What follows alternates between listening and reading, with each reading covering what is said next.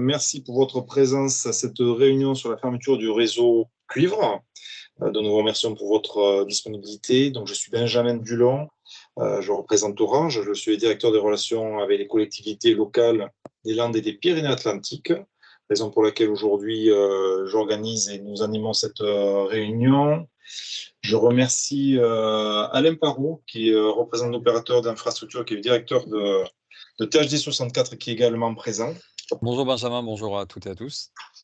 Voilà, donc vous avez reçu en mairie un courrier vous indiquant la fermeture du cuivre, ça devait être courant juin. Donc l'intérêt aujourd'hui de cette réunion, c'est bien une réunion de partage d'informations, puisque ce courrier vous stipulait que vous étiez éligible pour passer le lot 3, enfin vous étiez une réunion de partage. Hein.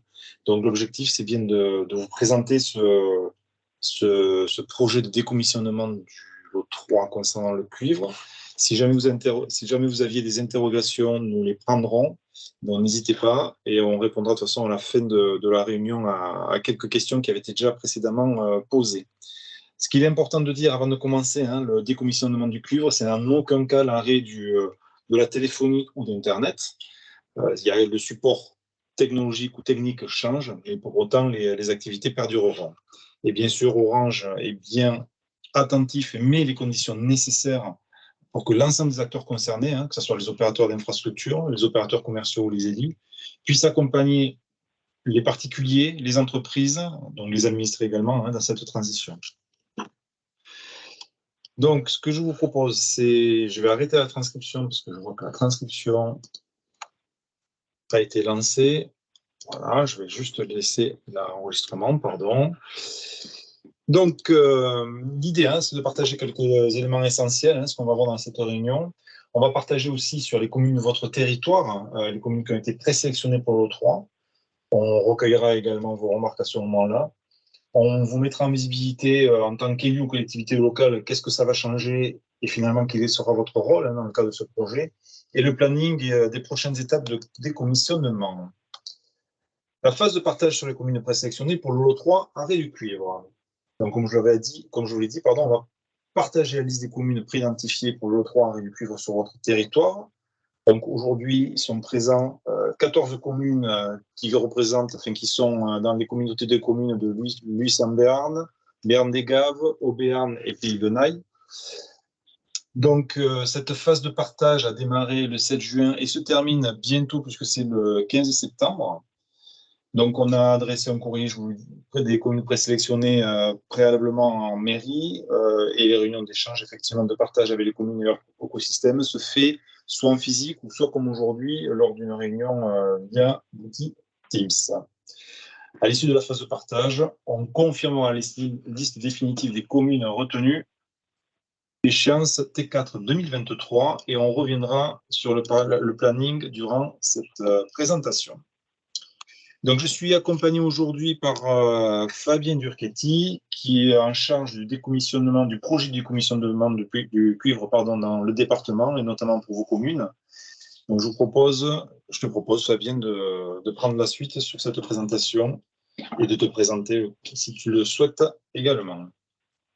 Comme tu l'as dit, bonjour à toutes et tous, donc Fabien Durchetti, donc moi je suis en charge côté Orange, opérateur d'infrastructure cuivre, de ce projet de fermeture du cuivre et j'ai ça en charge sur tout le secteur de la Nouvelle-Aquitaine pour le moment.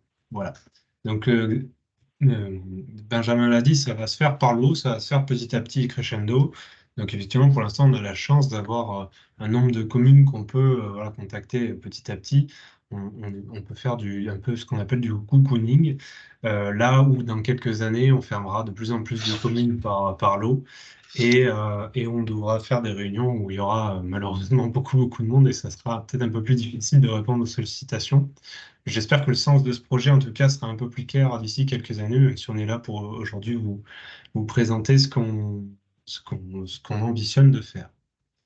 Donc, vous le savez peut-être, voilà, je te laisse passer. Donc, c'est la fin du cuivre. Le cuivre, c'est un réseau qui est très vieillissant. Vous l'avez connu avant moi, peut-être. Il a 50 ans, il est dans l'état qu'il est. Et on a en parallèle un réseau FTTH qui est tout neuf, tout beau, tout neuf, et qui est très, très performant. On a une évolution des usages d'Internet qui s'accélère. notamment aussi avec les nouvelles générations qui amènent un nouveau souffle avec des objets connectés, avec des jeux vidéo, de la télé de plus en plus qualitative.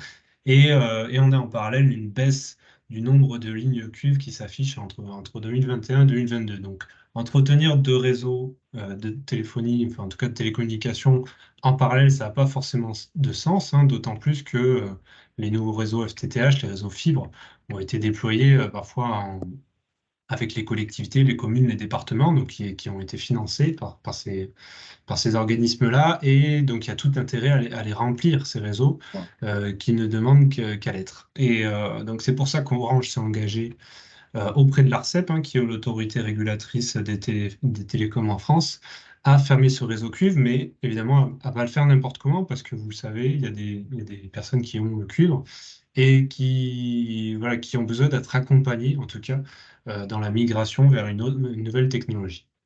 Donc on a aujourd'hui 34,4 millions de locaux qui sont éligibles aux offres FTTH. Et donc, évidemment, sont privilégiées les communes qui sont bien déployées en FTTH, hein, dans ces premiers lots qu'on va vous présenter un peu après.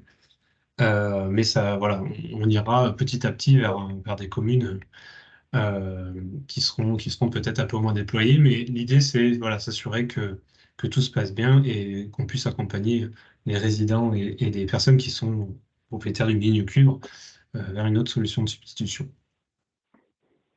Donc tu avais commencé à passer, donc c'est un chantier, hein, on dit que c'est un chantier industriel, mais c'est également un chantier collectif, puisqu'on a un peu tous notre rôle à jouer sur ce projet. Je vais les citer un par un, ce sera peut-être plus simple. Donc moi, je suis ici en tant qu'Orange, opérateur d'infrastructure cuivre, hein, donc on appelle ça Orange Oui Cuivre. Donc j'ai en charge l'anticipation et la coordination de ce projet de fermeture du cuivre. Mais on travaillera également avec les opérateurs d'infrastructure FTTH, donc qui eux déploient la fibre sur les différentes zones, sur vos communes.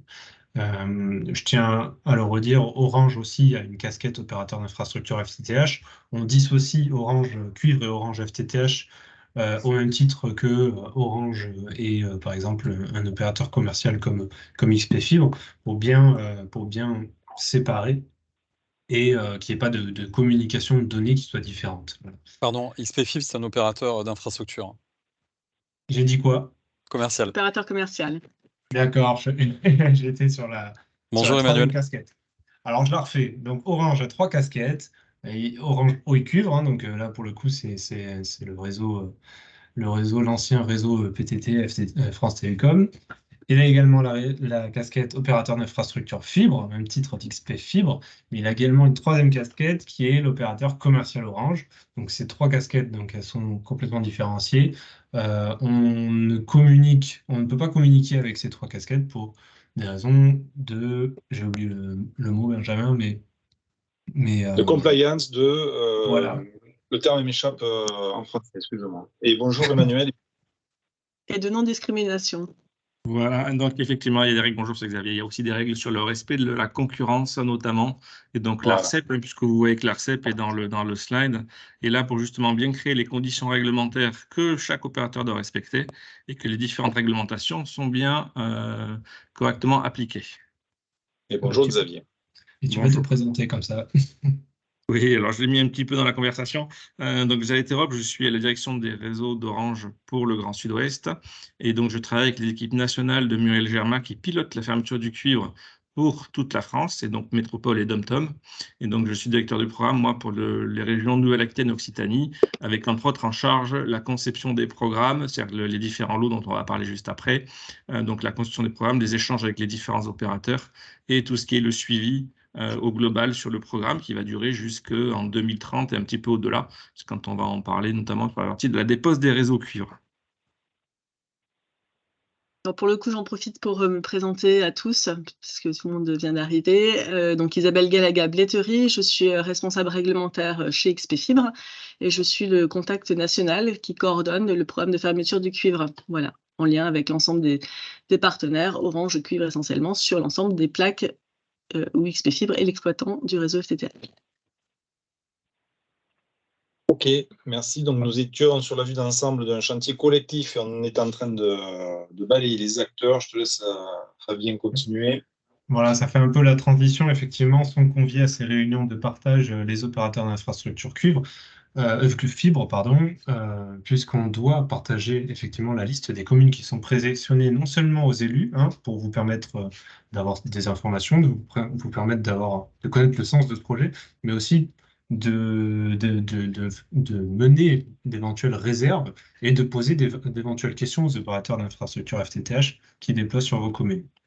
Donc eux, pour le coup, je le disais tout à l'heure, donc ils ont pour le rôle de déployer la fibre sur vos communes. Et les opérateurs commerciaux, qui sont une entité à part, proposent, eux, des solutions de substitution sur tout le territoire. Donc c'est bien l'opérateur commercial qui a en charge l'accompagnement d'un client sur le cuivre vers une solution de substitution, que ce soit FTTH ou éventuellement 4G, 5G ou même satellitaire. Donc l'ARCEP, elle, comme je le disais tout à l'heure, crée les conditions réglementaires adéquates hein, pour s'assurer du respect de la réglementation par les opérateurs. Les pouvoirs publics, eux, accompagnent cette transition technologique hein, et créent, on en parle des conditions du succès, puisque l'idée, c'est évidemment d'accompagner tous les clients et qu'on n'ait pas de problème à l'issue de ces fermetures du cuivre et des dépôts des réseaux. Et enfin, je finirai, hein, bon, pas évidemment les clients finaux qui migreront, mais par les élus locaux, donc vous, enfin la plupart de présents à cette réunion, qui assureront un rôle en tout cas de proximité, un accompagnement des résidents et des administrés, hein, et notamment sur la communication et de la mise en œuvre de la fermeture du réseau cuivre.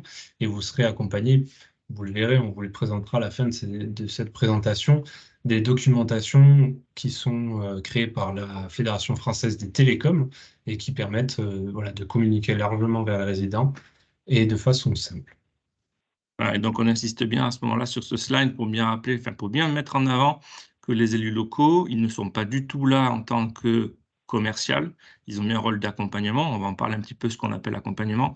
Mais la relation contractuelle et commerciale, c'est bien chaque opérateur commercial qui la porte vers ses clients. Et donc, effectivement, les clients, vos administrés, seront contactés en temps et en heure directement par, en premier lieu, l'opérateur commercial qui aujourd'hui est le titulaire du contrat. Et c'est bien ces opérateurs commerciaux qui auront la charge de l'accompagnement des clients, donc de vos administrés, vers une nouvelle solution, une fois le réseau cuivre stoppé sur vos communes. Voilà, donc ça, c'est quelque chose qu'on aime vraiment bien mettre en avant, parce qu'effectivement, alors, on voit bien qu'il y a un paquet d'acteurs qui sont concernés. Et donc, c'est pour ça qu'au cœur de ce slide-là, on a bien mis que c'est un chantier complexe, un défi collectif et surtout un gros enjeu de communication et pour les clients finaux, au-delà d'être simplement un chantier technique. Donc là, c'est bien ça qu'on essaie de bien mettre en avant. Et donc, le but de la réunion d'aujourd'hui, c'est vraiment de vous mettre tous les éléments de réponse aux questions que vous pourriez avoir. Mais surtout, n'hésitez pas à nous interrompre au fur et à mesure.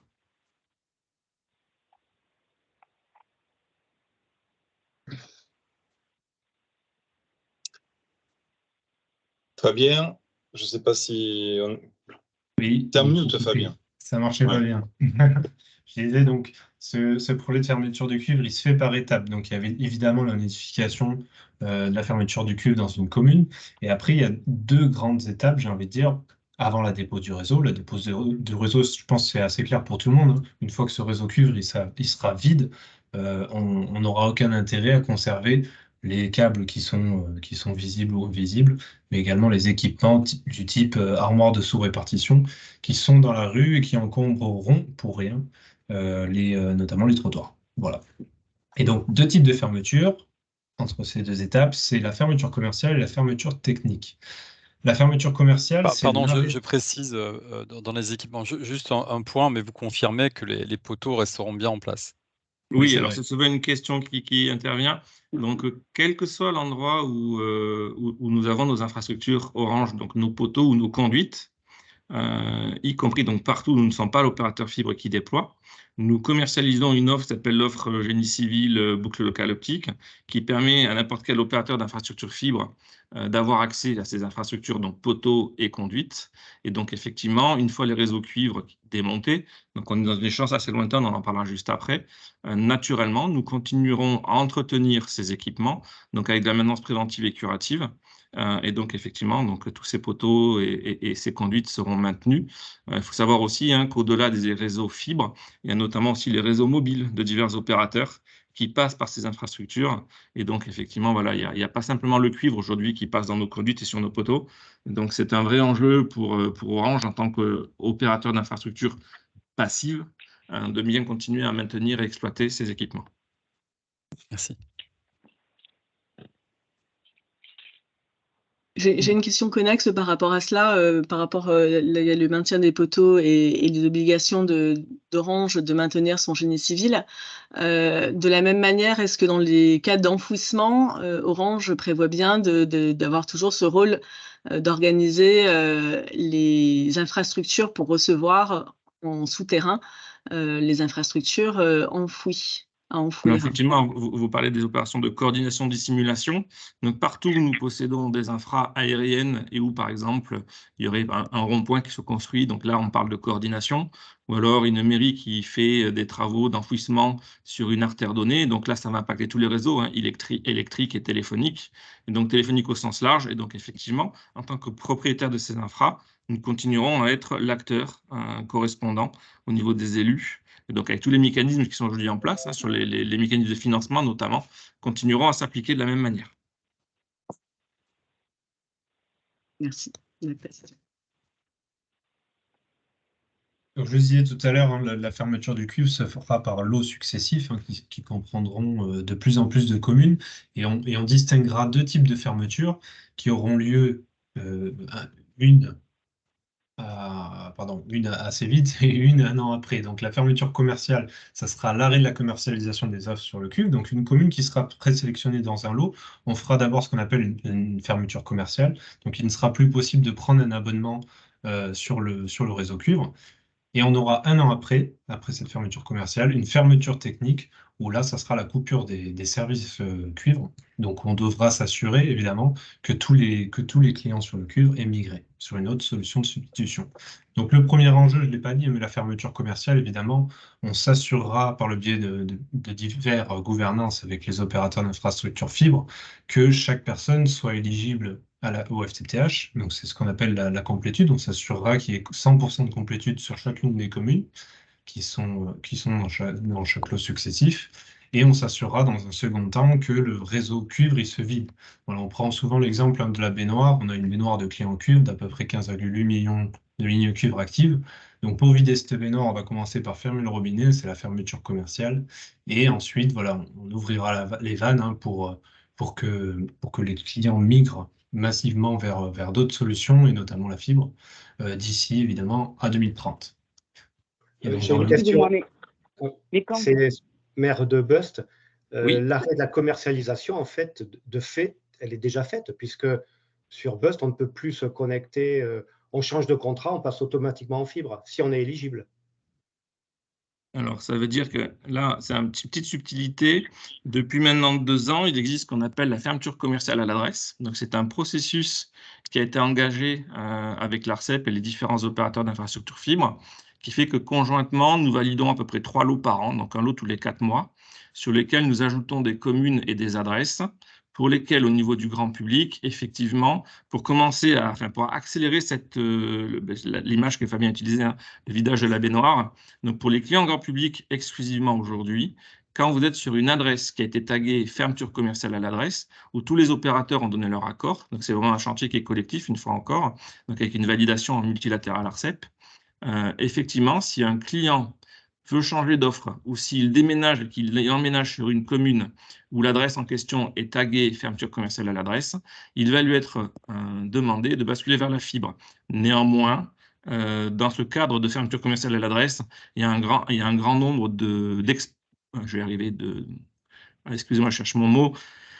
D'exception, d'exception, merci. Voilà, d'exceptions qui sont possibles pour que le client, quoi qu'il arrive, si jamais la fibre ne peut pas être réalisée, par exemple, il aura bien la possibilité de prendre du cuivre. Donc ça, c'est une offre qui est, c'est un chantier qui a été lancé de mémoire il y a un peu plus de 2 ans maintenant. Donc on continue tous les 4 mois à étendre la zone de ce qu'on appelle les fermetures commerciales à l'adresse, et ça ne concerne que les clients grand public, avec des exceptions qui sont possibles. Alors que dans le cadre de la fermeture du cuivre, quand la fermeture commerciale aura été prononcée, donc on va rappeler les dates après pour le lot 3, là c'est bien l'arrêt de commercialisation des offres sur cuivre sans exception possible pour tous les clients grand public, mais aussi pour tous les clients professionnels, et ça concerne bien tous les services, y compris la partie voix en téléphonique commuté, alors que la fermeture commerciale à l'adresse qui aujourd'hui est en vigueur sur votre commune, ça ne concerne que la data pour les clients grand public. Voilà. Et donc, ces deux jalons, fermeture commerciale et fermeture technique, ce sont des jalons réglementaires que l'ARCEP nous demande de respecter.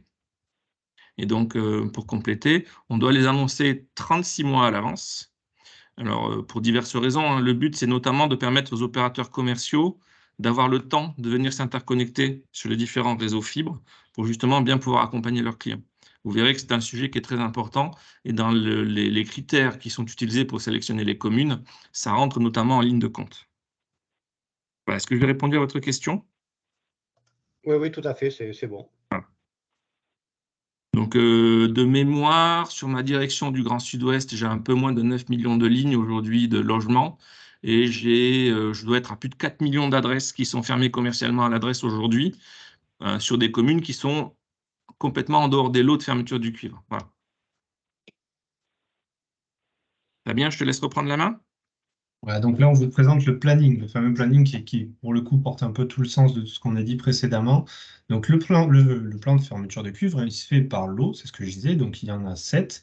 Les deux premiers, on les a inclus dans ce qu'on a appelé une phase de transition, qui est un peu une phase d'expérimentation et qui nous permettra, parce que c'est en cours, hein, si vous regardez les dates, qui nous permettra de répondre à pas mal de questions, que ce soit sur la fermeture commerciale ou la fermeture technique ou même la dépose du réseau.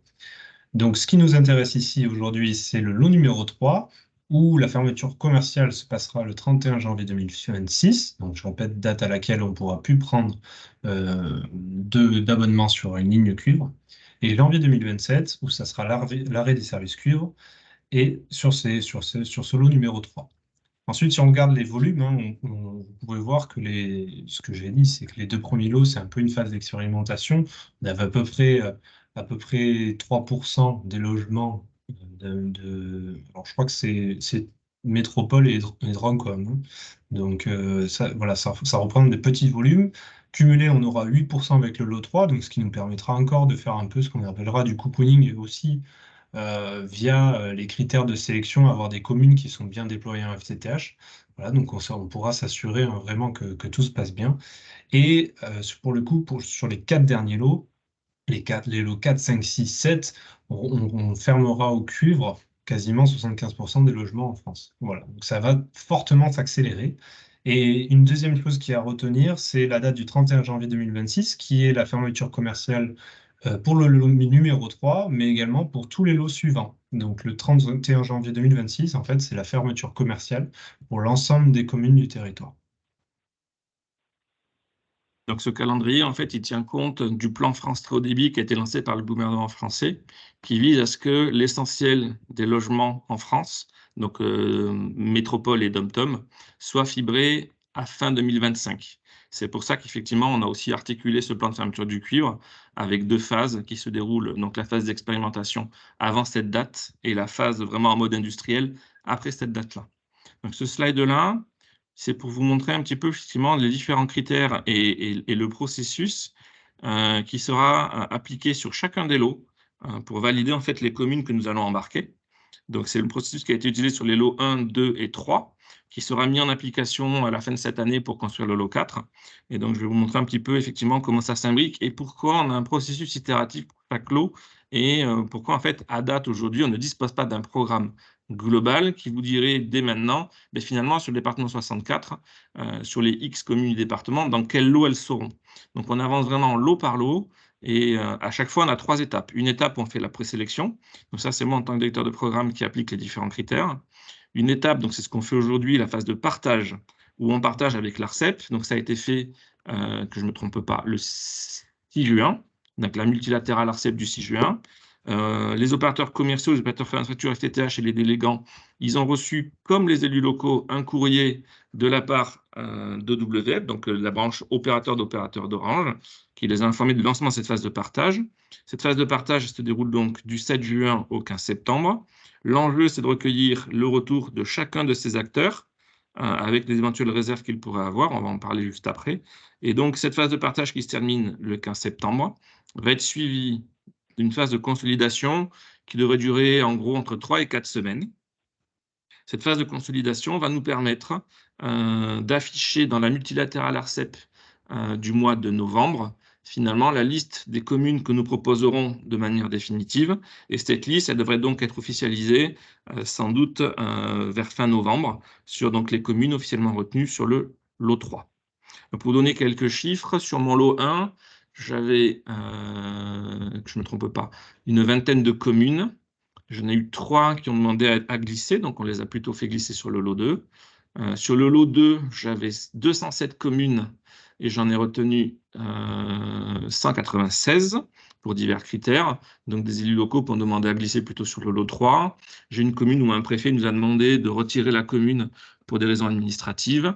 Et j'ai aussi une commune où un opérateur commercial, n'étant pas présent sur la commune, nous a demandé de la glisser au lot 3 pour lui laisser le temps de venir s'interconnecter au réseau fibre pour être prêt au moment justement où cette commune dans le lot 3 sera intégrée à la fermeture commerciale. Alors justement, je viens détailler un petit peu plus les critères qui sont utilisés pour sélectionner les communes. Alors ça ne va pas vous étonner, le premier critère, c'est au moment où on construit le lot, on regarde dans les fichiers réglementaires qui sont publiés par les opérateurs qui déploient la fibre, le niveau de dismultifié par la commune. Donc sur le lot 1, on embarquait des communes qui étaient fibrées à minima à 85%. Il y a eu beaucoup de discussions dans la phase de partage et dans la phase de consolidation du lot 1, ce qui fait que ce critère, il a été monté pour les lots 2 et le lot 3 à 95%. C'est-à-dire que sur le lot 3, donc pour vos communes aujourd'hui sur ce département 64, toutes les communes qui ont été présélectionnées dans ce lot 3, elles sont à minima fibrées à 95%. Et donc ça, c'est vraiment aujourd'hui un des critères, voilà, avec beaucoup de discussions. Cette complétude de la fibre a fait l'objet de beaucoup d'échanges lors des réunions multilatérales avec l'ARCEP. Le deuxième critère, c'est un critère en tant que nous, en tant qu'opérateur d'infrastructure cuivre, nous regardons, c'est le volume de lignes cuivre encore actives au moment où nous construisons le lot. Alors, sur le lot 2, nous avions sélectionné que des communes qui avaient au maximum 50% de lignes cuivre actives. Il y a eu beaucoup d'échanges à nouveau en multilatéral ARCEP sur ce critère, et certains opérateurs commerciaux, notamment, souhaitaient que nous durcissions ce critère, ce qui fait que pour le lot 3 qui vous concerne, ce critère a été durci, donc il a été baissé à 40%. C'est-à-dire qu'aujourd'hui, les communes qui sont embarquées dans le lot 3, elles sont donc fibrées à plus de 95%, et elles ont au maximum 40% de lignes cuivre actives au niveau des logements et donc au niveau de vos administrés. Donc ça, c'est vraiment 2 critères techniques qui sont partagés avec les différents opérateurs. Pour Orange, en tant qu'opérateur d'infrastructure cuivre, quelque chose qui est très important aussi, c'est que ça fait plus de 10 ans maintenant que nous n'avons plus de matériel neuf pour entretenir les réseaux téléphoniques commutés.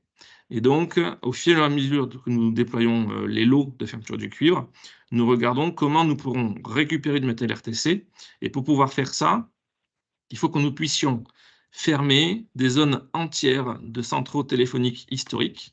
C'est pour ça que typiquement sur le lot 3, nous sommes venus compléter les 2 premières agglomérations qui étaient embarquées dans le lot 2 et nous en avons ajouté d'autres. Et donc vous verrez que sur le lot 4, quand nous le construirons, nous viendrons à nouveau compléter les agglomérations qui étaient présentes dans les lots 2 et 3 de manière à pouvoir former des zones entières de centraux téléphoniques pour pouvoir justement éteindre ces centraux, récupérer des équipements qui sont présents dans ces centraux, au niveau en particulier du matériel RTC, et puis ça va avoir un impact derrière sur les premiers travaux de dépose de réseau cuivre que nous pourrons faire. Puisque d'un point de vue technique, il aurait été beaucoup plus simple de dire on prend un central, on l'éteint, et derrière on récupère du matériel, sauf que ça veut dire que si on regarde la France, on a environ 36 000 communes, il y a environ 15 000 centraux historiques, ce qui veut dire que notamment en zone rurale, un central historique de l'ex-France Télécom qui est implanté sur une commune. Il dessert en cuivre naturellement, principalement la commune où il est implanté, mais il dessert aussi beaucoup des communes voisines. Et souvent, il les dessert partiellement, c'est-à-dire qu'elles sont desservies par plusieurs centraux. Ce qui veut dire que le choix qu'on a fait pour pouvoir bien gérer la communication, notamment d'un point de vue commercial, c'est-à-dire on va travailler sur des communes, et donc la conséquence, c'est qu'on peut bien communiquer sur les communes qui sont stoppées. En revanche, d'un point de vue technique, il faut qu'on embarque bien des communes voisines et qu'on les regroupe par plaque de communes, de manière justement à pouvoir identifier les premiers centraux téléphoniques qu'on pourra éteindre, et donc les premiers équipements en cuivre, notamment au niveau des câbles ou des armoires de sous-répartition, qui pourront être retirés. Voilà, souvent, ça répond, quand on discute de ce critère-là, ça répond à une des questions des élus locaux qui posent la question finalement, quand est-ce que moi, sur ma commune, je verrai les premiers éléments du réseau cuivre être déposés? Donc, si on remonte le slide d'avant, si tu veux bien, on est sur le lot 3. La fermeture technique, vous voyez qu'elle est prévue pour le fin janvier 2027. Sauf qu'aujourd'hui, les communes qui sont pas dans ce lot 3, on n'a pas ces plaques entières de NRA. Ce qui veut dire que c'est vraiment plutôt à partir du lot 4, on va travailler d'ici à la fin de cette année, que sur le département 64, on aura les premières plaques entières de NRA. Et donc, pour répondre à une question qui me vient souvent, ça veut dire que c'est après novembre 2027 que l'on pourra commencer réellement à déposer des équipements cuivre sur vos communes, puisqu'on viendra sélectionner des communes qui sont voisines aux vôtres, de manière à fermer les centraux historiques d'Orange qui vous alimentent sur les réseaux cuivre. Et du coup, si on passe sur les critères d'après, donc on a à nouveau des critères réglementaires. Donc l'ARCEP nous demande, pour des raisons de concurrence et de diversification des offres disponibles pour vos administrés, que nous n'embarquions que des communes sur lesquelles au moins 3 opérateurs commerciaux d'envergure nationale sont présents. Donc en gros, il y en a 4, hein, c'est Bouygues, Free, SFR et Orange. Donc ça veut dire que sur les communes qui sont dans le lot 3, j'ai à minima 3 de ces opérateurs-là qui sont présents, de manière à ce que justement vos administrés puissent avoir de la diversité dans les offres auxquelles ils vont avoir accès. Puisque, pour parler clairement, ce n'est pas parce qu'un de vos administrés est client chez l'opérateur cuivre A qu'il va devoir forcément basculer en fibre, faire cet opérateur-là. Il aura le choix, c'est forcément cet opérateur qui, le premier, va communiquer vers lui, mais vos administrés auront le choix de basculer vers d'autres opérateurs s'ils le souhaitent. L'autre critère que l'ARCEP nous a demandé de respecter, c'est une représentativité géographique en vie nationale du plan. C'est-à-dire qu'au fur et à mesure que l'on avance dans les lots, c'est pour ça que tu reviens sur la carte d'avant, Fabien, c'est Benjamin. Vous voyez qu'en fait, ici, vous voyez la carte de France. En orange, vous avez les communes du lot 1. En bleu, de mémoire, ce sont les communes du lot 2. En mauve, ce sont les communes du lot 3. Et donc, en fait, au fur et à mesure, vous voyez que les départements sont tous embarqués petit à petit. Et donc, nous, sur le Grand Sud-Ouest, les 25 départements des régions Nouvelle-Aquitaine et Occitanie seront tous pris à partir du lot 4. Et donc, vous voyez qu'au fur et à mesure, en fait, on étend la zone qui est impactée. Et donc, ça, c'est bien dans un souhait d'avoir une représentativité géographique au niveau national. Et le dernier critère que l'ARCEP nous demande de respecter, c'est que si un opérateur d'infrastructure fibre déploie 20% des prises fibre en France, il faut qu'en cumulé au niveau national, dans les différents lots, il soit embarqué à hauteur de 20%. Voilà, c'est-à-dire que s'il déploie 20% des prises fibres, ben si dans le lot 3, on en est, j'ai une bêtise, à 2 millions de logements stoppés au niveau du cuivre, il faudra qu'il ait 20% de ces 2 millions de logements. Voilà. Et donc, au fur et à mesure que l'on progresse dans les lots, c'est un critère qui vient en fait s'ajouter aux critères techniques que je vous ai présentés juste avant. Est-ce que j'ai été clair? Est-ce que vous avez des questions? Bon, Vous voyez que... Oui?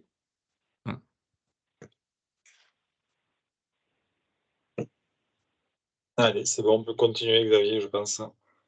Tu veux continuer, Fabien? Oui, donc un petit résumé, hein, c'est les dates clés sur lesquelles on insiste beaucoup, mais c'est important voilà, aussi de se dire qu'on a quand même un petit peu de temps devant nous pour le lot 3, mais c'est pas pour autant que dès l'officialisation du lot 3, donc c'est-à-dire à la fin de cette année, on attaquera le travail avec les opérateurs d'infrastructure FTTH pour s'assurer qu'à la fermeture commerciale, la couverture fibre soit à 100%. Sur ces communes qui sont présélectionnées, qui seront sélectionnées pour le coup officiellement. Et on s'assurera dans un second temps qu'à la fermeture technique, donc en janvier 2027, qu'on ait migré l'ensemble des clients sur le réseau cuivre ou que les clients qui restent ne le soient pas parce qu'ils ont une contrainte technique qui les empêche de migrer sur une solution de substitution. Voilà les deux enjeux qu'on aura, en tout cas nos deux objectifs qu'on aura à mener sur les années qui viennent pour les communes du lot 3. Allez, je te propose, Fabien, qu'on rentre dans le détail des communes impactées. Donc, vous avez la liste des communautés des communes aujourd'hui qui ont été conviées avec leur commune. Hein. Donc, pour les présents, vous allez vous retrouver. Et donc, je te propose, Fabien, de continuer sur le détail de ces communes de manière globale. Ouais, Et après, on passera commune par Ouais, commune. on retrouve un peu les critères de sélection qu'a énoncé Xavier. Donc, il y a 36 communes qui sont sur le 64 présélectionnées dans le lot numéro 3 du plan fermeture du cuivre. Sur ces 36 communes, il y a 2 opérateurs d'infrastructure FTTH qui déploient de la fibre. C'est la fibre paloise et THD 64.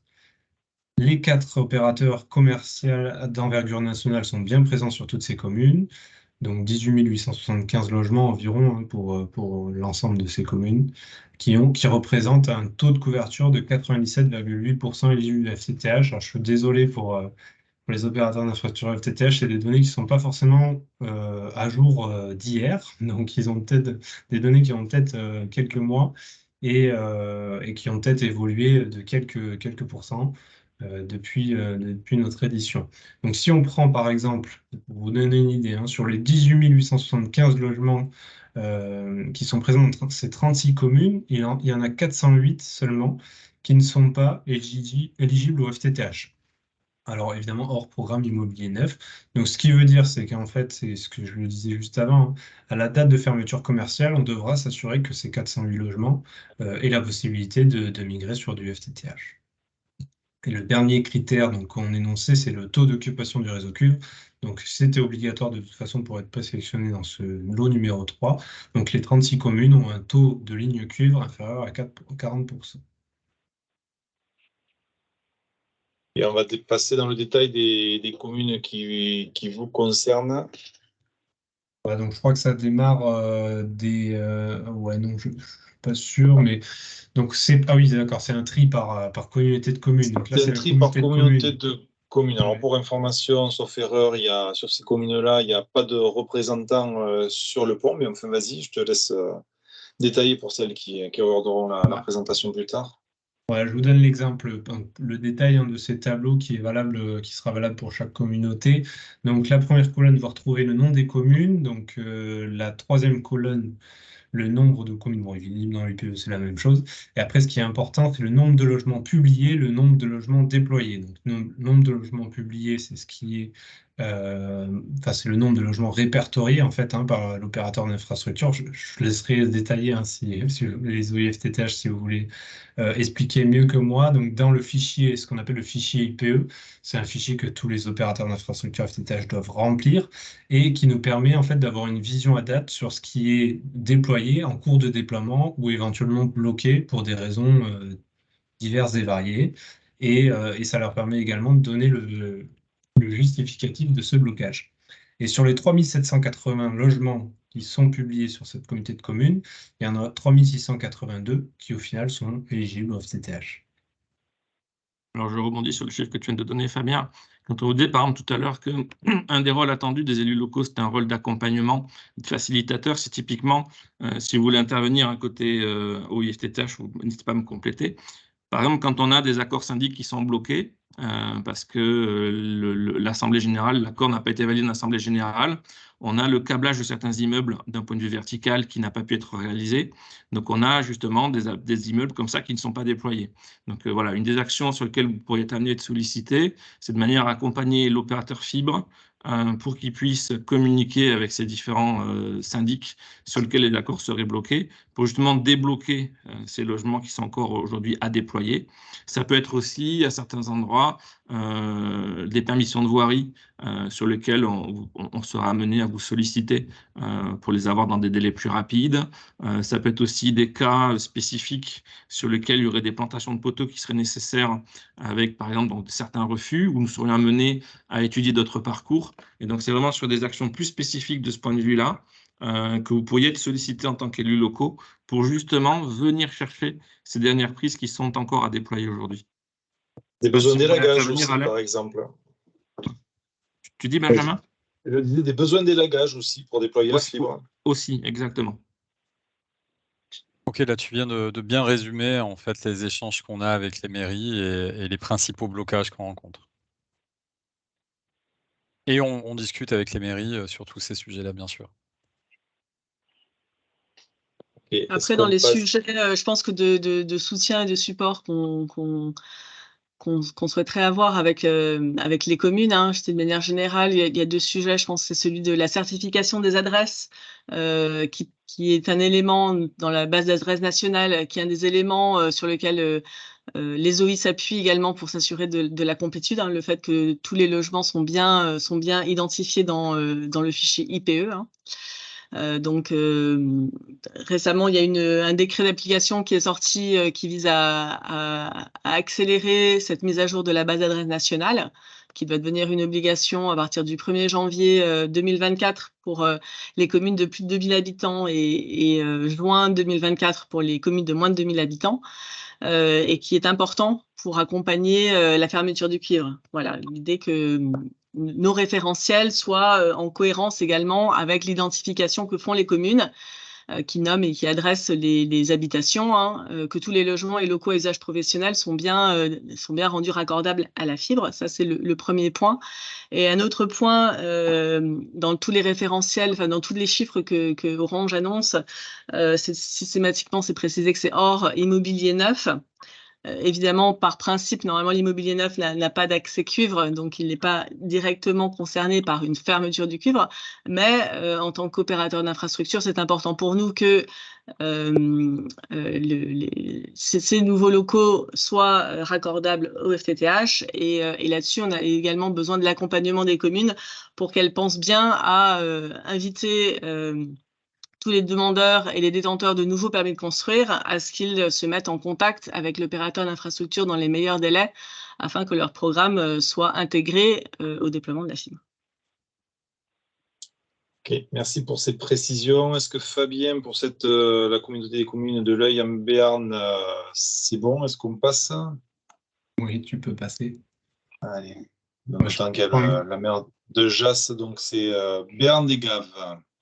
Ouais, je prends exemple sur ce deuxième slide avec le détail. Hein. Donc, on a ici 100% de complétude. Évidemment, si on exclut l'immobilier neuf, il se peut ou il se pourrait hein, qu'une personne qui a un accès cuivre veuille migrer sur le réseau fibre et il ne soit pas éligible. Voilà, ça peut arriver. Bon, il y a 115 communes. Bon, c'est vrai que c'est difficile de passer à côté quand on fait relever de bateau lettres, mais parfois c'est un peu ambigu et on pourrait avoir un oubli de l'opérateur d'infrastructure FTTH qui a pas pris un logement ou un logement qui s'est séparé en deux, ça arrive. Évidemment, ces réunions, ça a aussi pour rôle de faire remonter ce type de choses, ce genre de choses aux opérateurs d'infrastructure FTTH. Ou même à Benjamin qui veut faire la transition si jamais ça avance pas. Voilà. Tout à fait. Et si on reprend les plannings du lot 3, il y a quand même, soyez rassurés, il y a quand même le temps de traiter ces cas particuliers. C'est-à-dire, quand vous me dites qu'il y a 100%, où là, j'ai pas suivi 100% sur ma commune. C'est Jasse. Pour la commune de Jasse, voilà. Oui, Jasse, oui. Il y a 100% des administrés qui ont la fibre. Qui sont éligibles à la fibre. Éligibles, d'accord, ok. Oui, pardon. Voilà, maximum, voilà. Et par contre, ce que vous pouvez garder comme information, c'est que je vous l'ai dit tout à l'heure, donc sur votre commune, il y a 115 logements. Sur ces 115 logements, au maximum, il y en a 40% qui ont encore une ligne cuivre active. Alors, ça ne veut pas dire que tous les autres, ils ont déjà la fibre. Parce qu'il faut garder en tête que dans vos logements, et c'est le cas sur toutes les communes de France, hein, il y a un certain nombre de logements qui peuvent être des résidences secondaires, par exemple. Et on sait que sur ces logements secondaires, très souvent, les propriétaires n'ont ni le cuivre, ni la fibre. Donc, il faut toujours garder en tête que fibre plus cuivre n'est pas égal à 100% des logements en termes de raccordement. Il y a beaucoup de résidences secondaires sur lesquelles on sait qu'il n'y avait pas de cuivre et probablement il n'y aura pas de fibre non plus, même si ces logements sont néanmoins éligibles fibre. Ok, oui. Voilà. Ok. Allez, je passe à la communauté des communes au Béarn. Donc ici, 99,1, si on fait la moyenne par rapport au nombre de logements, la moyenne de complétude FTTH. Voilà, donc avec 14 logements reste à faire sur ces 4 communes.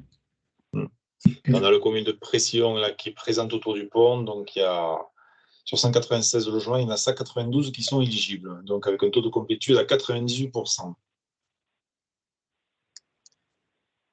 Sur la dernière, Pays de Naï, avec un représentant de la commune de Bust.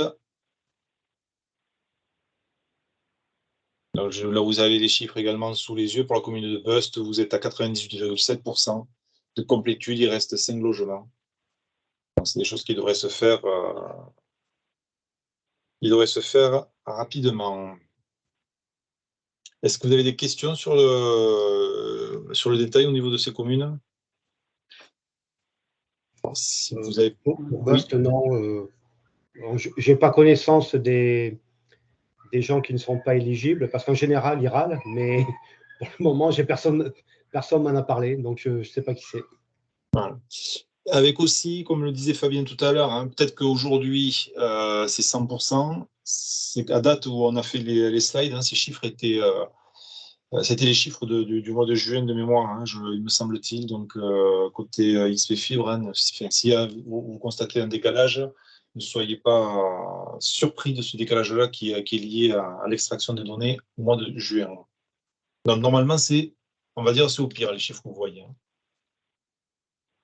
Alors maintenant, on va aborder un sujet qui vous concerne. Hein, c'est comment, c'est un projet collectif. Hein, Xavier et Fabien l'ont redit. Et c'est qu'est-ce qu'on attend effectivement des collectivités et qu'est-ce qui va changer vous concernant. Donc, je vous relaisse la main, Fabien et ou Xavier pour continuer. En fait, je crois qu'avec Alain et Fabien, je crois qu'on en a pas mal parlé, puisqu'effectivement, on a un petit peu détaillé ce slide-là dans les échanges qu'on a eu juste avant. Donc là, le rôle de facilitateur, c'est vraiment faire en sorte que les plans de la fibre soient complets sur la commune. Donc on en a parlé, hein. C'est les lagages, la négo syndic, les éventuels refus poteaux, qu'il faut donc essayer de trouver un autre parcours, des permissions de voirie, donc vraiment tout ce rôle-là. Donc ça, c'est quelque chose qu'on a pas mal discuté juste avant. Et la proximité avec vos concitoyens, vous allez voir que Fabien va vous partager certains éléments juste après de communication.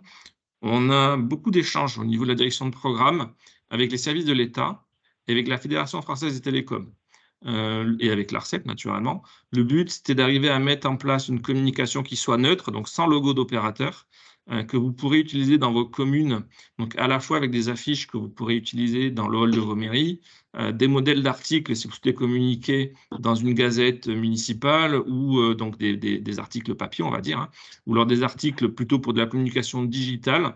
Donc tous ces éléments-là, ils vous seront mis à disposition avec le document que Benjamin va vous envoyer, le document qu'on partage aujourd'hui. Donc vous verrez qu'on a créé un kit de communication qui est public, qui est téléchargeable en ligne, qu'on va vous envoyer. Vous aurez aussi, vous, en tant qu'élu local, un document spécifique avec les essentiels à retenir, les éléments essentiels, et notamment tous les éléments de langage autour de la fermeture du cuivre, spécifiquement, donc avec un doc qui est destiné aux élus locaux. L'enjeu, c'est qu'on ait vraiment quelque chose qui soit transparent, une communication assez large. Alors, vous verrez que l'ARCEP a publié un article dans lequel elle a notamment repris pas mal de questions. Donc, il y a toute une bibliothèque de questions-réponses.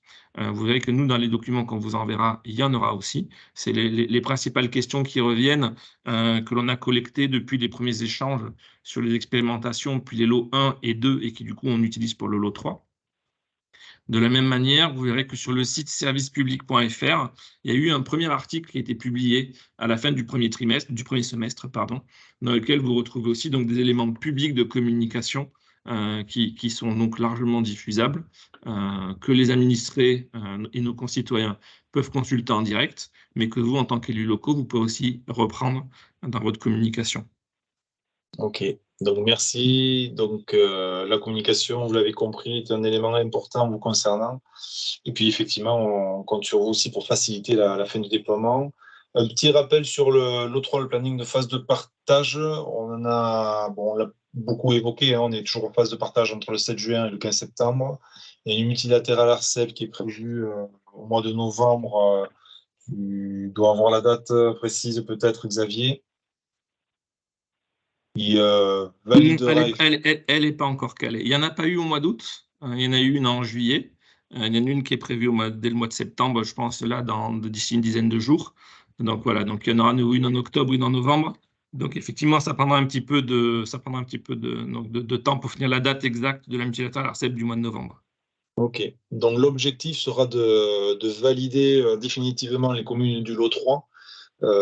Sachant qu'à partir du 15 septembre, on sera en phase de consolidation, hein, donc on intégrera l'ensemble des retours des communes et des opérateurs FTTH enfin, de l'ensemble de l'écosystème pour valider cette liste qui sera donc officialisée à l'issue de cette réunion avec l'ARCEP de courant novembre. Et donc, voilà, après, on notifiera et on lancera officiellement ce lot 3. Et on vous rappelle les dates de fermeture commerciale et de fermeture technique. Alors, pour compléter ces dates, donc une fois le lot 3 officialisé, normalement fin novembre, nous reviendrons vers vous et vers donc, le délégant et l'OIFTTH pour faire ce qu'on appelle des réunions de lancement. Donc, c'est une réunion qui marquera officiellement le lancement du lot 3 sur les communes qui auront été validées. Donc, vous ferez à ce moment-là aussi donc, une communication. Nous referons d'ailleurs à cette date-là un point sur les taux de déploiement fibre. Et je vois qu'il y a une question de la commune de Précillon sur les 4 logements qui sont à date inéligibles pour savoir en fait qui va gérer justement le lancement des travaux pour le raccordement de ces 4 logements au réseau FTTH. Donc, c'est l'opérateur voilà. d'infrastructure. Hein. Donc, c'est Voilà. THG 64, en tant qu'opérateur d'infrastructure fibre, qui est en charge du déploiement selon voilà, des plannings qui sont convenus avec le délégant, hein, qui sont suivis par XP Fibre, globalement, donc pour le compte de THG 64. Donc, il y a les plannings de déploiement suivis. Et puis, il y a concrètement, par rapport à la fermeture du cuivre, cette date de fermeture commerciale en janvier 2026 est censée être un peu la date limite pour le fait que le réseau soit le plus complet possible côté FTTH. Mais voilà. Après, il y a les déploiements et les dates plus précises. Pour le coup, moi, je ne les connais pas personnellement, mais c'est bien l'opérateur d'infrastructure qui a cette charge de rendre les locaux raccordables, toujours sous réserve des refus tiers éventuels. Supposons un collectif, un syndic d'immeuble n'a pas souhaité signer de convention. À ce moment-là, potentiellement, il peut ne pas être encore rendu raccordable. Okay. C'est toujours sous réserve de la résolution des problématiques de blocage éventuelles. Alors, la réponse à cette question nous amène à un premier tour de table de questions qui ont été, comme je l'ai indiqué, identifiées, que vous aviez pu nous remonter ou d'autres communes. Donc, je vous laisse peut-être Fabien ou Xavier. Hein, je pense que la plupart, on a déjà répondu pour toutes les parties lors de la réunion, mais si on peut les revalider, je vous laisse Fabien ou Xavier. Ouais, alors la première question, une question qui revient régulièrement en comité de concertation. Alors les comités de concertation, ce sont des comités organisés par les préfectures dans lesquels sont abordés plusieurs sujets, notamment le déploiement fibre et le plan de fermeture du cuivre. Et donc, dans ces comités de concertation, depuis le 2e trimestre, les opérateurs commerciaux sont systématiquement invités. Donc, c'est un constat qu'on a fait. Donc, ils viennent, la plupart du temps, ils sont tous présents, les 4 grands opérateurs commerciaux. Et donc, cette question, elle est plutôt à leur destination, qui est finalement quand j'ai un client qui n'a qu'une connexion RTC, donc du réseau téléphonique commuté, comment est-ce qu'il va évoluer? Alors, en fait, là-dessus, les opérateurs commerciaux ont différentes réponses techniques possibles. Certains ont fait le choix d'avoir une offre fibre sur laquelle il n'y a que du téléphone qui est possible, donc sans Wi-Fi, sans Internet. D'autres ont fait le choix de n'avoir qu'une seule offre, donc les offres qui ont déjà leur catalogue avec du triple play. Donc vraiment, en fait, cet accompagnement pour vos administrés qui ont aujourd'hui que du RTC, c'est vraiment l'opérateur titulaire de ce contrat qui, le premier, va venir vers ses administrés pour leur présenter la solution technique qui correspond à leurs besoins. Donc, il y aura un échange en fait entre chaque opérateur commercial et son client. Au cours de cet échange, il y aura une revue qui sera faite des besoins du client final. Et donc, c'est vraiment en fait le client qui verra avec son opérateur qui aujourd'hui possède le contrat cuivre, la solution qu'il va lui proposer. Et après, libre à vos administrés d'accepter la solution qui va lui être proposé donc, dans le cadre de la migration du cuivre vers la fibre en premier lieu, ou vers d'autres solutions. Donc Fabien en parle tout à l'heure, hein. Ça peut être éventuellement une box 4G, donc avec ce qu'on appelle de la 4G fixe, ou vers une solution satellitaire. Mais c'est bien du coup chaque opérateur commercial qui gère la relation contractuelle avec son client final. Alors le point 2, on en a parlé. Il y a eu pas mal d'échanges avec... donc sur les notions de complétude fibre. Donc Alain en a touché 2 mots, il me semble qu'Isabelle en a pas mal discuté aussi, hein, sur les difficultés pour obtenir la fibre dans le logement. Donc, effectivement, le premier point, c'est d'abord d'être raccordable. Ensuite, chaque client va faire appel à son opérateur commercial pour demander un raccordement fibre. Il peut arriver que dans certains cas, il y ait des travaux à faire dans la partie privative ou qu'il y ait certaines difficultés de raccordement. Donc là, effectivement, il y aura une analyse qui sera faite entre l'opérateur commercial et l'administré, le client, pour regarder la solution provisoire ou définitive qui pourrait être mise en place. Dans tous les cas, il incombe bien à l'opérateur commercial qui possède le contrat de gérer la communication et tout le volet contractuel avec son client final. Donc ça, c'est vraiment quelque chose où le premier acteur, c'est bien l'opérateur commercial. Alors, les ERP, les établissements recevant du public. Aujourd'hui, il y a une réglementation qui existe, qui prend fin le 31 décembre de cette année. Donc, l'ARCEP mène en ce moment ce qu'on appelle une analyse de marché. Dans le cadre de cette analyse de marché, il y a une nouvelle réglementation cuivre-fibre qui va rentrer en vigueur au 1er janvier 2024. Alors, a priori, il va y avoir certaines évolutions sur la partie ERP. Donc, les ERP, c'est assez vaste, ça peut concerner des gymnases, des piscines. Ça a aussi impact, par exemple, tout ce qui est ascenseur dans les immeubles. Donc, il y a déjà aujourd'hui des solutions techniques qui sont proposées. Notamment, il y a de plus en plus d'ascenseurs dans les immeubles qui n'ont plus de ligne de secours sur cuivre, mais qui utilisent en fait une borne mobile avec une carte SIM. Et du coup, la ligne de secours passe par les réseaux mobiles. Donc, à partir de janvier 2027, je pense que d'ici là, la réglementation qui va s'appliquer sur les ERP va évoluer. Et je pense que nous serons amenés à en reparler lors des comités de concertation. Et donc, le prochain qui sera lancé par le préfet des Pyrénées-Atlantiques. On verra quelle date il sera fait. Mais voilà, c'est un sujet qui est bien identifié, sur lequel il y a des évolutions qui sont attendues relatives aux obligations qui vont être faites par rapport aux élus locaux sur notamment les équipements municipaux qu'ils ont sur leur territoire.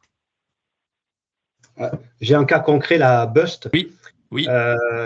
On a changé d'opérateur, donc bien sûr, on est passé en fibre. Oui. Et maintenant, on a la ligne salle des fêtes qui est en fibre. Donc, théoriquement, on n'est plus dans les clous. Si, vous êtes toujours bon. Mais une des questions, par exemple, qui peut se poser, c'est notamment sur la réglementation par rapport à la sécurisation de votre box fibre.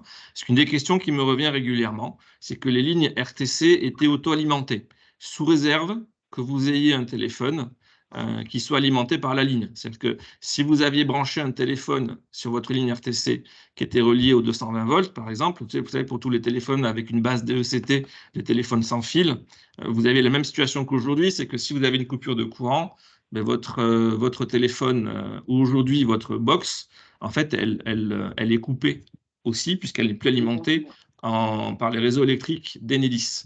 Donc souvent, une des questions qui me revient, c'est typiquement dans les ERP, est-ce qu'il faudra que les élus prévoient par exemple un onduleur sur la ligne qui est présente, de manière à ce que s'il y a une coupure de courant, la box fibre soit sécurisée et que du coup les appels téléphoniques puissent être acheminés.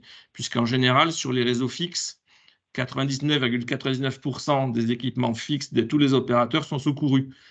Dit autrement, les équipements qui sont dans les centraux téléphoniques, chez les opérateurs techniques, ils sont protégés avec des batteries ou des groupes électrogènes. Donc, s'il y a une coupure des réseaux Enedis, les équipements, eux, ils restent alimentés. Et du coup, il faut que l'équipement du client soit lui aussi protégé pour que la ligne puisse être maintenue. Voilà. Et donc ça, typiquement, je pense qu'il y aura une communication qui sera faite par les services de l'État au niveau des ERP pour savoir si, typiquement sur Bust, là vous parlez donc de la ligne qui est passée sur fibre, est-ce qu'il vous incombera ou pas de la protéger avec un équipement du type onduleur, de manière à ce que vous soyez sûr que même s'il y a une coupure de courant, finalement les appels puissent être passés. Voilà. Ok, d'accord. Merci. Voilà. Alors, le point 4, finalement, on a pas mal discuté. Donc, je redis, c'est bien l'opérateur commercial qui connaît son client, le premier, puisqu'il sait les clients qu'il a en base. Donc, c'est lui qui, le premier, va contacter chacun de vos administrés. C'est cet opérateur commercial qui va faire un bilan avec chaque client. Alors, grand public, en général, l'analyse, elle est assez vite faite. C'est surtout au niveau notamment des clients entreprises qu'il peut y avoir beaucoup de discussions sur l'accompagnement dont vont bénéficier les clients entreprises par les différents opérateurs commerciaux. Donc effectivement, ce n'est pas aux élus locaux de gérer ce côté, finalement, voilà, quels sont les besoins de vos administrés en termes de télécommunications. C'est bien les opérateurs commerciaux qui vont gérer cette relation commerciale et derrière contractuelle. Alors, le point 5, quid des foyers ou installations non fibrées à cette date? Donc, comme l'ont expliqué les OIFTTH, à la date de la fermeture commerciale, on va tendre vers le 100% fibre. Il y a certains cas, par exemple, c'est des administrés qui auraient des travaux à faire sur la partie privative parce que leurs gaines sont bouchées ou ainsi de suite, et qui, pour des raisons de timing, pour des raisons de coût, ne les auraient pas encore fait au moment de la fermeture technique. Du coup, les opérateurs commerciaux proposeront des solutions de substitution, soit de manière définitive, soit de manière transitoire, le temps que la fibre puisse être accordée.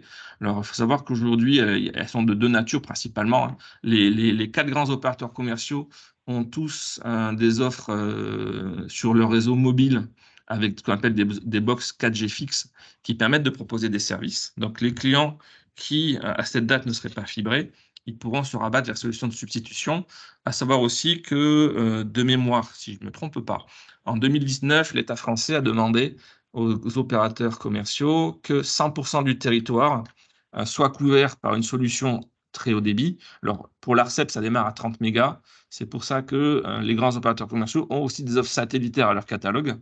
Et donc, effectivement, dans des endroits reculés où, par exemple, il n'y aurait pas de réseau mobile disponible en 4G ou en 5G, ces offres satellitaires, elles sont aussi déjà disponibles, puisque le territoire métropolitain, notamment, est 100% couvert par des offres satellites aujourd'hui. Et ça, c'était une demande qui a été faite par les services de l'État et l'ARCEP aux grands opérateurs commerciaux. Alors, la question 6, sur la dépose du cuivre. J'en ai un petit peu parlé tout à l'heure. Donc, sur le département 64, nous avons un lot 2 et un lot 3.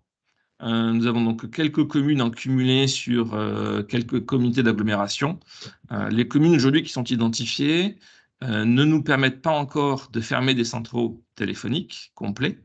Ça sera le cas avec le lot 4, ce qui veut dire que vraisemblablement, comme je vous le disais, la dépose de lignes cuivre et la fermeture de centraux téléphoniques du réseau cuivre d'Orange, ça interviendrait plutôt après la fermeture technique du lot 4, qui pour l'instant est prévue fin novembre 2027. Ce qui veut dire que, dit autrement, dans vos communes, vraisemblablement, les premiers gros impacts, vous les verrez début 2028. Cependant, il est quand même possible, parce qu'aujourd'hui, l'OI Cuivre Orange fait déjà de la dépose de cuivre, notamment sur ce qu'on appelle les réseaux de transport.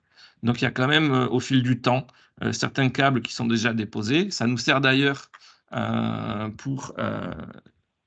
on rebondit en fait sur ces programmes de dépose de câbles cuivre sur les réseaux de transport. Donc, les réseaux de transport, ce sont les réseaux qui vont entre les centraux téléphoniques et les armoires de sous-répartition. Et donc, on s'appuie sur les process existants pour regarder justement de quelle manière on va traiter massivement la dépose de tous les équipements dès que les premiers centraux auront été fermés. Alors, est-ce que la suppression du cuivre entraîne la suppression des lignes en 0,559? Non, puisqu'aujourd'hui, quand vous prenez une ligne fibre, vous avez toujours la possibilité de conserver ce numéro en 0,559. En fait, il y a différentes solutions qui sont possibles. Soit vous pouvez conserver ce numéro, soit vous avez un numéro en 0,9. Donc, c'est un peu fonction de chaque... alors, c'est fonction des offres des opérateurs commerciaux et des demandes que les clients vont émettre. Donc, effectivement, vous pouvez conserver ce numéro en 0,559. Sera-t-il obligatoire d'avoir un abonnement Internet? Je rebondis sur la 10e question. En fait, la 10e question, elle fait écho à la première question, puisque c'est essentiellement pour les clients qui ont aujourd'hui une ligne RTC, donc une ligne réseau téléphonique commuté.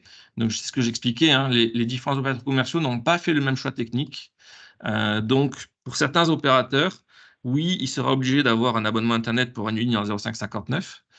Mais ce n'est pas forcément le cas de tous. Et ça, c'est vraiment un choix que chaque opérateur commercial a fait de son côté. Je compléterai, puisque les questions qui nous sont posées, c'est les personnes âgées qui sont peut-être éloignées un peu de la technique. Il y a une inquiétude par rapport justement qui sont sur RTC. Et voilà, on fait l'amalgame de dire RTC, elles ne l'auront plus demain, il y a des inquiétudes. Non, il ne faut pas avoir d'inquiétude. Pourquoi? Parce que c'est juste le support qui change. Donc, elles auront toujours accès à la téléphonie avec leur 0,559. Ce que dit effectivement Xavier, c'est que il y a un opérateur commercial aujourd'hui qui proposera juste une offre de téléphonie pour les personnes qui veulent n'avoir que la téléphonie. Pour autant, les autres proposeront effectivement des offres globales intégrant la partie Internet, mais il n'y aura bien que la téléphonie. Si je fais cette offre de téléphonie, vous l'avez chez l'opérateur aujourd'hui Orange, à date, il n'est pas exclu que d'autres opérateurs la proposent aussi. Mais voilà, ils auront aussi la possibilité de migrer à même coup sur une offre de téléphonie uniquement, mais sur fibre. Donc, il y aura un petit boîtier qui sera intégré dans leur logement pour pouvoir connecter la fibre sur le boîtier sur leur téléphone. Alors, sur Par contre, ces questions. Oui, j'avais dites-moi. une question, excusez-moi. Pour ceux qui ont du style présence verte, etc., est-ce que j'ai entendu dire qu'il y avait des fois des couacs? Est-ce que celui qui a une présence verte, est-ce que s'il y a une coupure d'électricité, ça peut continuer à marcher avec la fibre? Voilà. Alors voilà, c'est une question qui vient de manière régulière. Alors, il se trouve aussi que je suis directeur de crise sur la partie délestage, donc j'ai été beaucoup interrogé par les préfets, notamment sur la sécurisation des lignes en cas de délestage par Enedis. Donc effectivement, sur ces sujets-là, ça veut dire que quand vous êtes sur fibre, il va être nécessaire pour les clients de sécuriser leur ligne avec un onduleur. Alors, il y a différentes offres qui sont disponibles. Là-dessus, il y a aussi des opérateurs commerciaux, certains qui proposent déjà des boîtiers avec une batterie intégrée qui permet de sécuriser l'alimentation électrique de la box et du téléphone. Et donc, effectivement, dans le cadre d'une coupure ou d'un délestage, les clients qui ont une présence verte ou autre, ça peut être notre sujet, voilà, il sera nécessaire qu'ils sécurisent leur ligne. On a eu beaucoup d'échanges là-dessus avec les préfets, notamment puisque dans le cadre du délestage, les familles devaient remplir un document CERFA qui devait envoyer à l'ARS, qui fait plusieurs pages. Et derrière, Enedis devait récupérer les listes pour savoir derrière s'ils allaient faire une gestion particulière ou pas, s'il y avait du délestage pour ces clients-là. Donc ça, c'est des sujets qui n'ont pas encore été entièrement tranchés. Pour répondre clairement à votre question, effectivement, pour les clients qui veulent vraiment sécuriser leur ligne, il va être nécessaire qu'ils s'équipent d'un petit onduleur. Alors, pour donner une ordre de prix, ça va de 60 à 140 €. C'est essentiellement la différence de prix se justifie par le capacitaire de la batterie qui sera du coup à même de supporter des coupures plus ou moins longues. En gros, un onduleur d'une soixantaine d'euros, avec juste une box et un téléphone branché dessus, il tiendra sans problème entre 2 et 4 heures, qui sont les plages qui sont a priori vidées dans le cadre du délestage, si jamais il devait y avoir un délestage l'hiver prochain. D'accord. Mais par contre, oui, délestage ou alors coupure pour Ou coupure, tout à fait. etc. Exactement. Contre, il faudra communiquer un max sur ça parce que dans les villages ruraux, perso, moi j'en ai beaucoup. C'est pour ça que je n'étais pas pour le passage à la fibre. Mais bon, ça pose des problèmes aux gens âgés. Ouais. Vous verrez que dans les éléments de communication qu'on va vous fournir, donc notamment dans le kit de communication spécifiquement prévu pour vous, élus locaux, alors on l'a adopté pour le lot 1 puisque le lot 1 est lancé, on l'a adapté pour le lot 2 puisque le lot 2 a été lancé le 28 juin. Donc vous, le lot 3, avec le planning qu'on vous a donné, vraisemblablement devrait l'officialiser fin novembre, ce qui veut dire que nous reverrons sans doute début janvier 2024 pour faire le lancement officiel des communes du lot 3. Donc à ce moment-là, on mettra aussi à disposition un kit de com actualisé spécifiquement pour les élus du lot 3. Et dans ce kit de com, donc, qui est vraiment en fait les éléments de langage et l'essentiel à retenir, on vous propose un planning. Et dans ce planning, on propose, et donc c'est quelque chose qu'on co-construira avec les OIFTTH et leurs délégants. On appelle ça des forums commerciaux. Donc les forums commerciaux, l'idée, c'est que X mois avant la fermeture commerciale et X mois avant la fermeture technique, on organise des réunions de partage au niveau sans doute des coms d'agglo qui sont embarqués dans le lot 3. De manière à ce que vos administrés puissent aussi, du coup, venir poser des questions. Et puis surtout, on appelle ça les forums commerciaux, puisque l'idée, c'est que l'on invite les opérateurs commerciaux à participer à ces réunions, de manière à ce que finalement, ils puissent répondre en direct aux questions que se poseraient certains de vos administrés. Voilà. Et donc, vraisemblablement, tout ce qui est ligne présence verte, service un peu particulier, ça peut être aussi les téléalarmes, qui peuvent être amenés à avoir des questions aussi. Voilà, donc ça, à ce moment-là, il y aura vraiment... L'idée, c'est que vos administrés, et donc les clients finaux des opérateurs commerciaux, puissent aussi directement poser des questions à leurs opérateurs à ce moment-là. Donc là-dessus, vous serez vraiment accompagné donc, avec ces communications qui seront faites à destination de vos administrés, de manière à ce qu'on puisse vraiment voilà, bien traiter les différentes remontées qui pourraient vous être faites. D'accord, ok. Après, donc, ce que disaient aussi tout à l'heure Benjamin et Fabien, c'est que si vous avez connaissance d'un administré qui a une présence verte et qui connaît une difficulté pour être raccordé en fibre, nous aurons en fait des comités de suivi mensuels avec les OIFTTH, donc avec les opérateurs fibre et les délégants, dans lesquels ces cas-là, ils seront du coup, si vous les remontez, vous, en tant qu'élus locaux, vers l'OI Fibre ou vers nous, dans le cadre du projet de fermeture du cuivre, nous, naturellement, nous les suivrons de manière à résoudre ces cas pour bien faire en sorte que les clients soient accompagnés et que s'il y a des difficultés de raccordement, on puisse identifier à quel niveau le blocage a lieu de manière à justement le lever et faire en sorte que le client puisse bénéficier de son raccordement fibre. Bah oui, non, mais déjà pour nous, pour moi, élu, ça va être de communiquer avec la famille pour leur expliquer avant donc, ce qui va se passer. Oui. Parce que Oui. souvent, les personnes qui ont ce genre de choses, c'est qu'elles habitent seules. Donc, voilà. Ouais. C'est surtout la communication à ce niveau. Voilà. Okay. Donc, vous devriez trouver tous les éléments nécessaires dans le kit de communication qu'on va vous transmettre. Vous verrez que dans les derniers slides de la présentation, là, on a fait un récap des éléments qu'on va vous transmettre. Et dans le compte-rendu que Benjamin vous enverra, vous aurez donc la présentation, les slides qu'on a partagés ensemble ce jour, et tous les éléments de communication seront aussi donnés dedans. D'accord, ok. D'accord. Alors, du coup, les questions 8 et 9, les lignes seront coupées à quelle date? Les lignes, elles seront coupées à la fermeture technique. Donc, c'est au moment de la fermeture technique, fin janvier 2027, que les lignes cuivre résiduelles, celles qui n'auraient pas migré vers la fibre ou vers une autre solution, seront coupées. Alors, pour vous donner une petite idée, avant les lots 1 et 2, nous avons réalisé 7 communes, on appelle ça donc les expérimentations 1 et 2, on a traité 7 communes. Sur les 6 communes de l'EXP2 qui ont fermé techniquement le 31 mars de cette année, on avait alors c'était des petites communes, on a fait volontairement le choix de ne pas prendre des communes trop costauds. On a eu quelques pourcents de lignes cuivre qui n'étaient pas fermées, donc qui continuent à fonctionner au moment de la fermeture technique. Et donc, on est en train justement avec les opérateurs commerciaux de capitaliser sur cette expérimentation et sur ces 6 communes pour regarder de quelle manière ça va être traité. Donc, ce sont bien les opérateurs commerciaux qui informent les administrés. Comme ça répond. Donc, je fais le lien avec la question 9. C'est bien l'opérateur commercial qui communique à vos administrés, puisque c'est l'opérateur commercial qui gère la relation contractuelle et juridique avec son client final. Et c'est bien à lui de revenir vers vos administrés pour leur dire, voilà, vous êtes sur une commune dont la ligne cuivre va être fermée à telle date, et donc, effectivement, pour les accompagner.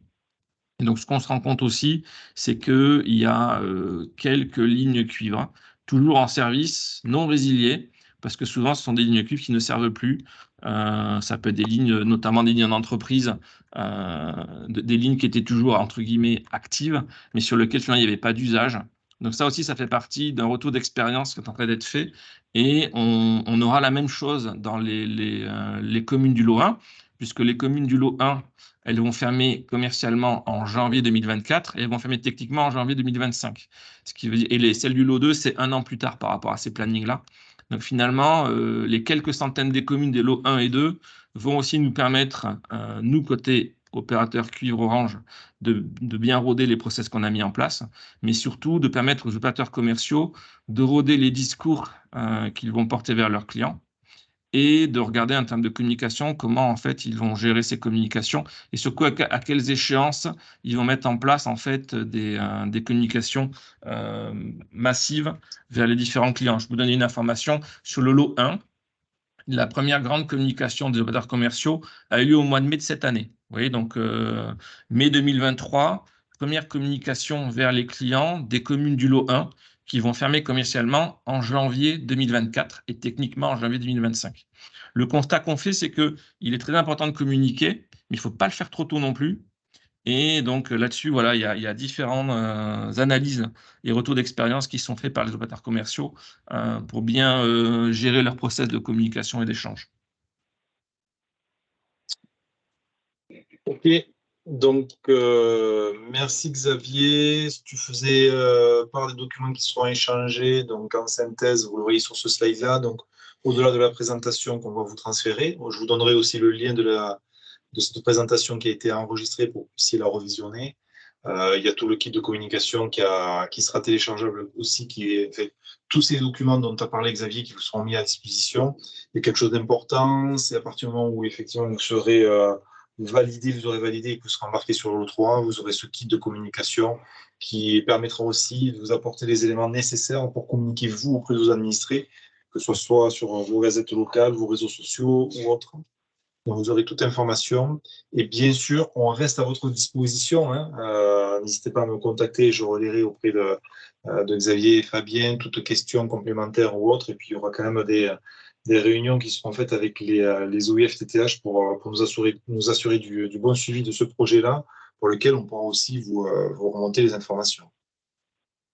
J'ai juste une petite remarque en complément peut-être sur les travaux qui se poursuivent, que ce soit sur la communication neutre nationale ou les travaux multi-opérateurs avec l'ARCEP, c'est également le traitement particulier des besoins des entreprises.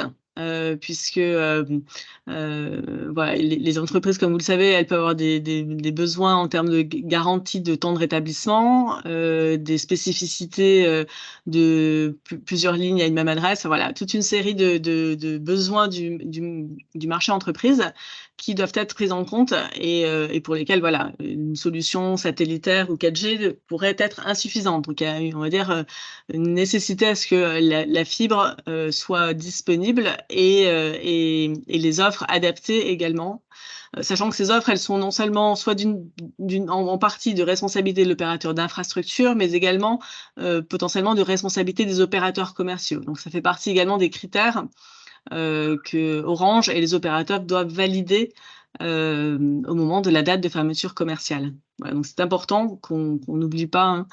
Et il y aura probablement un discours des opérateurs commerciaux spécifiques adressés aux entreprises qui sont sur vos communes. Très bien. Merci Isabelle pour l'information. Est-ce qu'il y a des compléments, des questions ou est-ce qu'il y a des compléments d'information à apporter? Pour Bust, non. On pense avoir tout compris. Il y a Emmanuel, oui, Emmanuel, vous avez le micro coupé si vous voulez.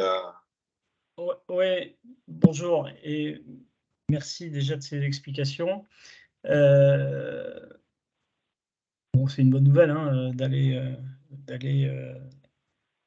vers plus de modernité, on va dire, sur nos réseaux filaires sur le territoire. Et cette opération d'extinction du réseau cuivre, elle n'a de sens que si, pour tous les administrés éligibles sur le territoire, et ce, lot par lot, on puisse avoir une offre de substitution en fibre et une effectivité de cette offre de substitution.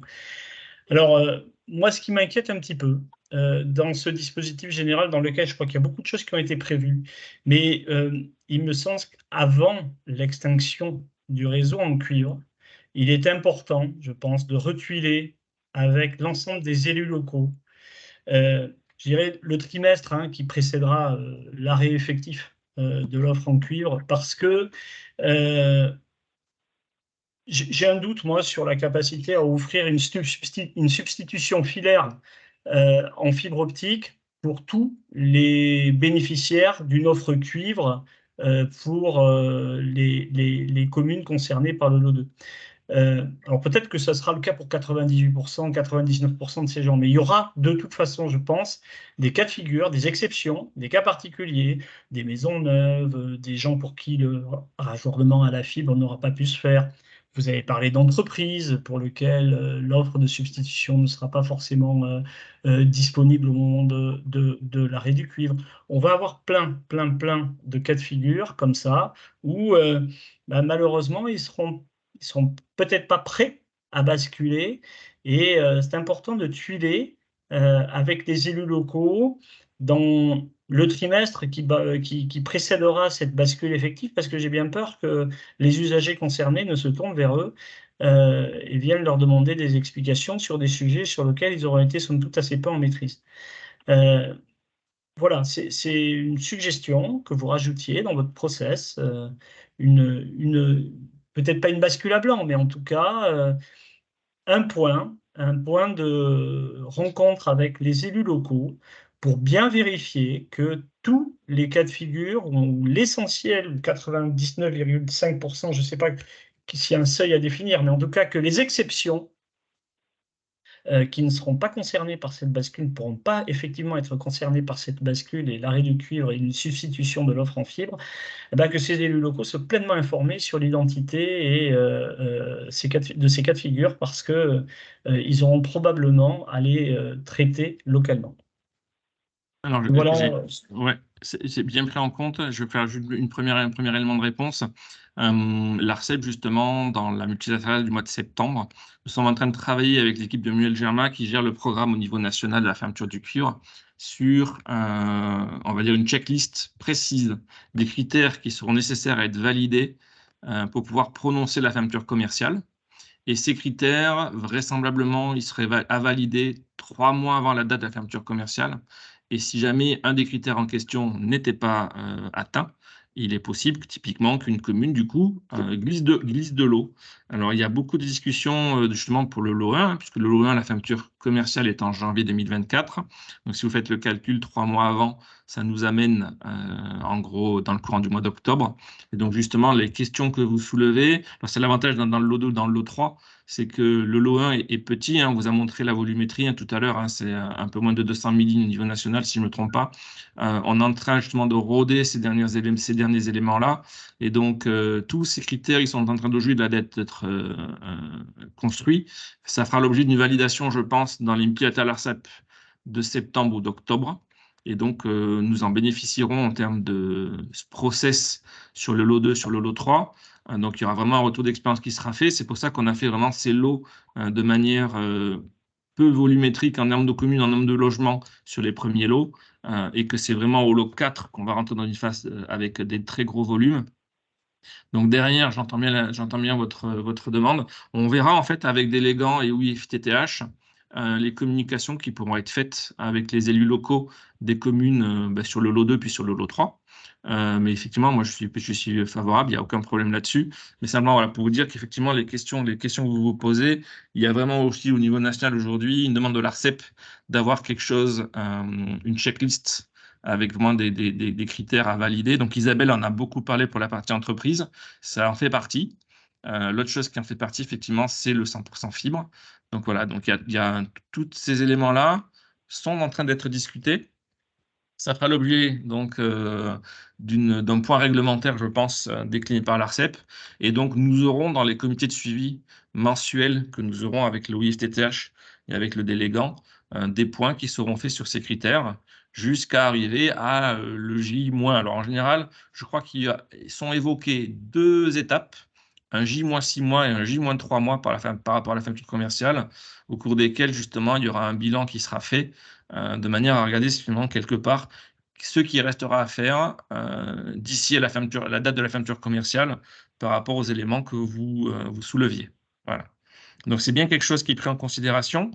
Et l'ARCEP souhaite que nous mettions vraiment un suivi formel en place avec une checklist d'éléments techniques et commerciaux qui seront à entériner pour bien valider les communes retenues dans chaque lot pour chaque fermeture commerciale. Y compris l'identification des exceptions. C'est-à-dire si des exceptions doivent exister, chose que l'ARCEP est en train de prévoir dans la décision sur laquelle elle travaille actuellement, c'est bien d'identifier les cas d'exception justifiés, c'est-à-dire qui rentrent bien dans les critères autorisés, qu'elles soient connues et identifiables pour que Orange et les opérateurs commerciaux s'assurent qu'une solution technologique est disponible justement pour ces exceptions. Donc, il y a bien 2 choses qui sont dans cette notion-là. C'est-à-dire des exceptions sont possibles, c'est ça que précise l'ARCEP. Donc, elle va détailler exactement lesquelles sont justifiées et comment ensuite elles doivent être justifiées, bien entendu, et puis finalement tracées dans les outils connus de l'ensemble des parties. Oui, alors pardon, mais dans notre cas de figure, vous vous rappelez, moi c'est l'arrêt technique qui m'intéresse, parce que l'arrêt commercial, à la rigueur, c'est important, vous avez raison, il faut le signaler. Mais nous, on est sur un territoire et des communes où c'est du 100% fibre. hein. C'est le terme de la concession que vous avez signé avec nous en tant qu'opérateur d'infrastructure. Donc l'offre de substitution en fibre, elle doit être disponible à 100% sur l'ensemble du territoire qui a été confié à XP Fibre. C'est plutôt au niveau technique que ça me pose souci. Au niveau commercial, à la rigueur, qu'on check, qu'on fasse un état des lieux au moment de l'arrêt commercial, pas de problème. Mais techniquement, c'est beaucoup plus complexe parce que lorsque l'arrêt technique sera proposé, il n'y aura plus de possibilité de substitution au cuivre pour les exceptions qui auront été pointées. Et c'est surtout sur celle-là que je pense qu'il faut qu'on fasse une checklist extrêmement précise à l'adresse et qu'on la partage avec les élus pour qu'ils sachent précisément dans leur village quels sont ceux pour qui le passage, l'arrêt du cuivre signifiera peut-être un souci pour une continuité sur la fibre optique. Et c'est tout le travail qu'on doit faire dans le cadre de la complétude.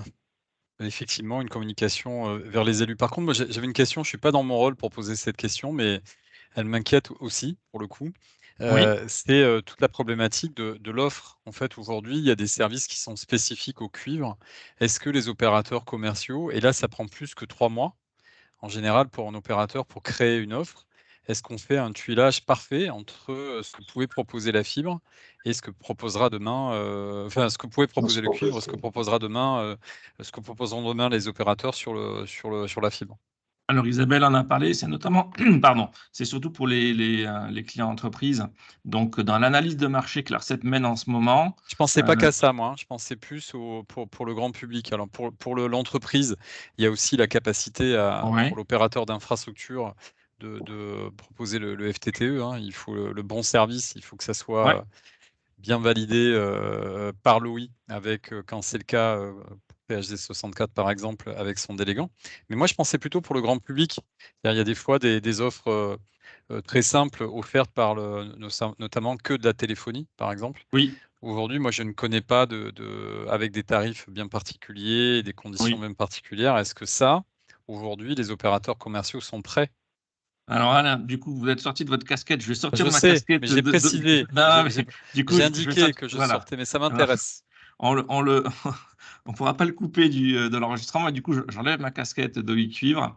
Alors, ce qui s'est passé, pour rentrer un peu plus en détail sur les offres téléphoniques ou Internet dispo par l'opérateur fibre, il faut savoir qu'en fait, d'un point de vue réglementaire, il a été demandé à l'opérateur commercial Orange, quand il a un client qui n'a que du RTC, quand cet opérateur Orange, qui est donc l'ex-opérateur monopolistique du réseau historique, va appeler ses clients RTC, il ne pourra leur proposer qu'une offre téléphonique sur fibre. C'est pour ça que côté OC Orange, il y a une offre purement téléphone qui a été sortie.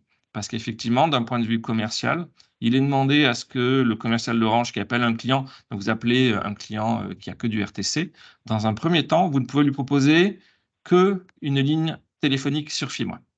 Et du coup, c'est seulement si le client dit « mais en fait, moi, l'Internet, ça m'intéresse aussi », que le commercial pourra à ce moment-là parler des offres triple play. C'est pour ça que Alain, côté Orange, il y a effectivement une offre téléphone seul sur le réseau fibre qui est proposé. Et en termes de tarifs, elle est à tarif identique de ce qui aujourd'hui existe en termes d'offres RTC. Voilà, donc je sais que sans faire un débat trop long là-dessus parce qu'on est hors cadre, mais oui, moi, là-dessus on est vraiment hors cadre. J'ai bien le retenu noter par rapport, voilà.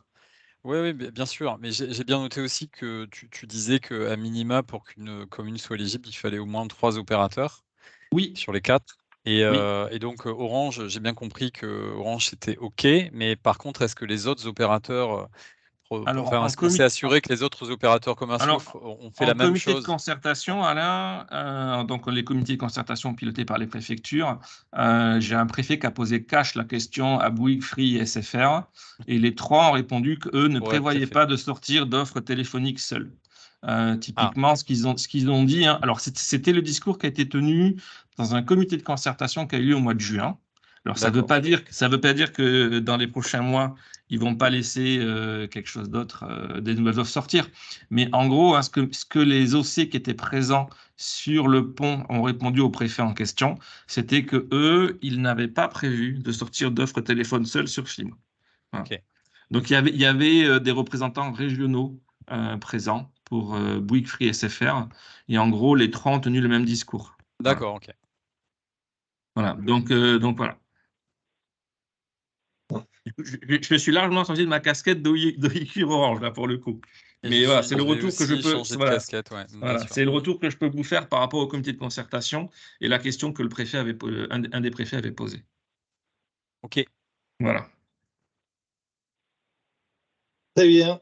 Eh bien, écoutez, on a fait un peu plus d'1 heure. Merci Alain d'être resté au-delà de ta contrainte de 15h30. Merci beaucoup aux maires des communes présentes d'avoir participé à cette réunion-là. Donc, je reviens vers vous avec un mail de formalisation pour vous donner l'ensemble des documents.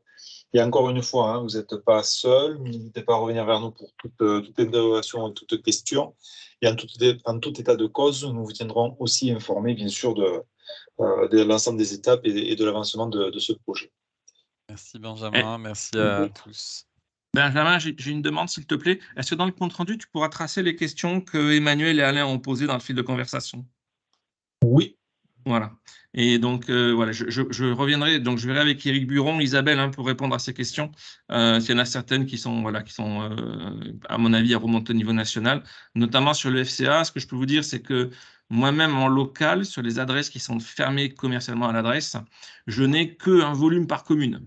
Donc, si vous me dites sur la commune de Best, combien est-ce qu'il y a d'adresses qui sont fermées commercialement, je peux vous dire combien il y en a. Par contre, je n'ai pas la liste des adresses. Les infos que j'ai, c'est nombre d'adresses, nombre d'immeubles. Donc, je vais voir si au niveau national, c'est des choses qui sont dispo pour moi en tant qu'OI Orange, ou si finalement la liste des adresses ne sont disponibles que pour les OC. Voilà, donc je prends le point. C'est voilà, une petite précision que je peux vous faire d'ores et déjà maintenant. Voilà, donc ça va dépendre en fait des différents SI auxquels j'ai accès ou pas accès. Voilà. Entendu. Très bien. Eh bien, écoutez, nous en restons là pour aujourd'hui. Encore merci à tous pour votre participation et on vous envoie l'ensemble de ces documents et des compléments d'information demandés notamment par Xavier. Merci encore. Merci, bel après-midi. Au revoir.